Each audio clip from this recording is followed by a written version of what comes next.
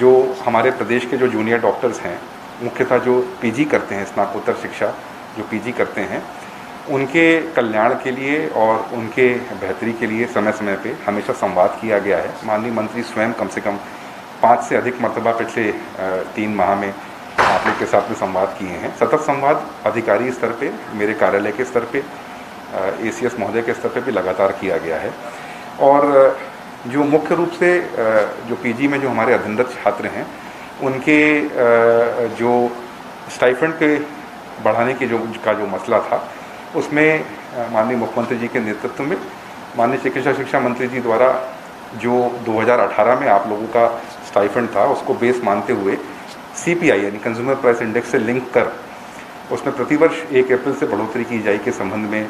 कार्रवाई करने हेतु निर्देश विभाग को दिए थे, जिसके तारतम्य में कार्रवाई अभी वर्तमान में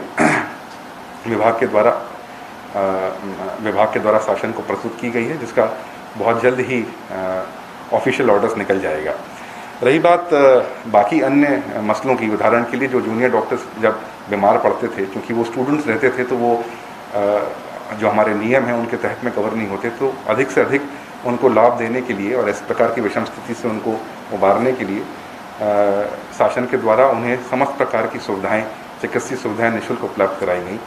और भी अन्य संवाद के दौरान जो भी उनके जो मुद्दे आए हैं, उन मुद्दों को सिंसियरली टेकअप करके समय पे ही किया गया। विशेषकर डॉक्टर्स की सेफ्टी के कंसर्न में जो था, प्रत्येक संभागायुक्त के माध्यम से, जो कि स्वशासी कॉलेजेस के अध्यक्ष भी होते हैं, के माध्यम से पुलिस चौकियों की स्थापना करने की बात हो, या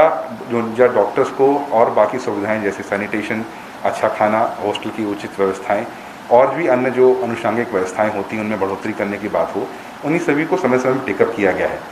अभी हाल में ही लगभग 1.5-2-3 माह पहले कोरोना काल में ही माननीय चिकित्सा शिक्षा मंत्री जी द्वारा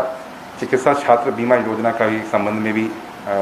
जो है वो निर्देश जारी किए गए हैं, उस पर भी विभाग के द्वारा कार्रवाई की गई है। कहने का लगभग हुआ भी है कि शासन के द्वारा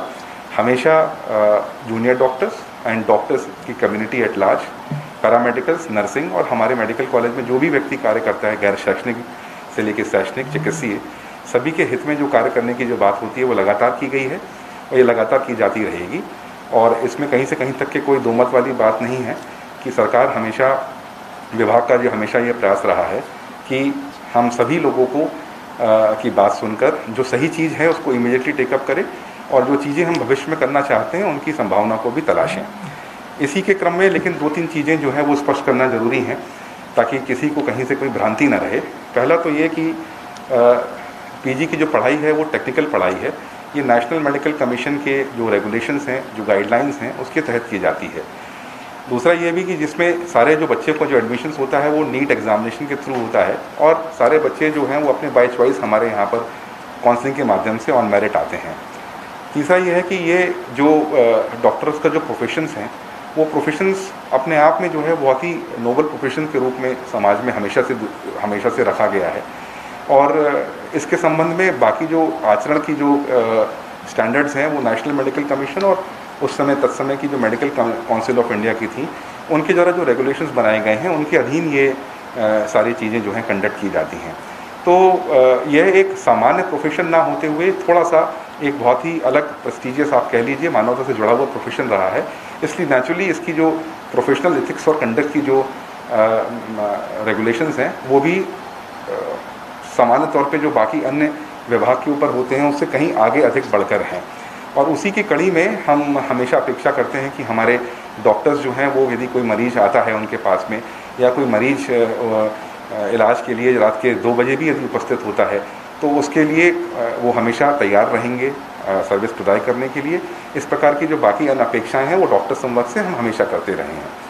साथ ही साथ ये भी बिल्कुल स्पष्ट है कि सरकार के द्वारा जो है वो विभिन्न जो नियम कानून लागू किए जाते हैं वो ना सिर्फ डॉक्टर्स के ऊपर बल्कि सारे समाज के ऊपर लागू किए जाते हैं। जो लॉ है, चाहे वो आवश्यक सेवा अधिनियम हो, चाहे वो किसी से डिजास्टर मैनेजमेंट एक्ट के तहत में किसी से सेवा की अपेक्षा हो, चाहे मदद की जो है वो अपेक्षा हो, वो डॉक्टर कम्युनिटी पे के साथ साथ में अन्य जितने भी सामाजिक संस्थान हैं, चाहे वो शासकीय कर्मचारी हों, अशासकीय कर्मचारी हों, निजी क्षेत्र के कर्मचारी हों, उन सब पे एक रूप से लागू होती है। ये national disaster management act, state disaster management act और बाकी अन्य एसेंशियल सर्विसेज एक्ट के तहत में जो प्रावधान होते हैं वो लॉ ऑफ लैंड हैं, तो उनको सभी को उनका सम्मान करना चाहिए और वो सभी के ऊपर एक रूपता से लागू होते हैं। उसमें किसी प्रकार की कोई गुंजाइश किसी व्यक्ति विशेष को या किसी समाज विशेष को या किसी संवर्ग विशेष को देने का प्रश्न पैदा नहीं होता। साथ ही साथ में कुछ और 2-3 तकनीकी पहलू हैं जिसमें मैं चाहूँगा डीएमई मैडम डॉक्टर उल्का श्रीवास्तव तो कि तकनीकी हैं तो 2 मिनट में ज़रूर आप अपनी बात को रखें।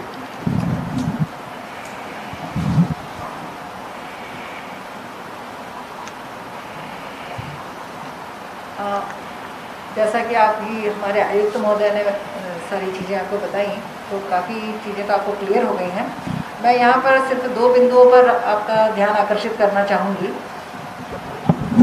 एक तो यह कि चूँकि ये छात्र हैं, जूनियर डॉक्टर्स ये छात्र हैं और बाय चॉइस इन्होंने यहाँ एडमिशन लिया। ये यहाँ आए अपनी इच्छा से था, जहाँ स्टाइपेंड ज़्यादा हो, तो ये बाय चॉइस यहाँ पे आए हैं। हमने इनको कोई एडवर्टीज़मेंट देके या ऐसी किसी उस उद्देश्य से बुलाया नहीं है। They are students and by choice they are here. दूसरी चीज़ जो बहुत इम्पॉर्टेंट है कि चूँकि ये छात्र हैं, इनका प्राइमरी कार्य है पढ़ाई करना। इन्हें अपने पढ़ाई के साथ साथ, चूँकि ये मेडिकल के छात्र हैं जो कि इनका बहुत बड़ा सौभाग्य है, तो इन्हें मरीजों का उपचार करना भी इनके लिए बहुत आवश्यक है, क्योंकि उसी से ये आगे कैसा, ये उनके लिए एक प्रैक्टिकल का तरीका है और ये उन्हें एक बहुत अच्छा अवसर मिलता है कि उन्हें एक मरीज़ों के लिए उनको सेवा करने का अवसर मिलता है। तो ऐसे समय में यदि ये स्ट्राइक पे जाते हैं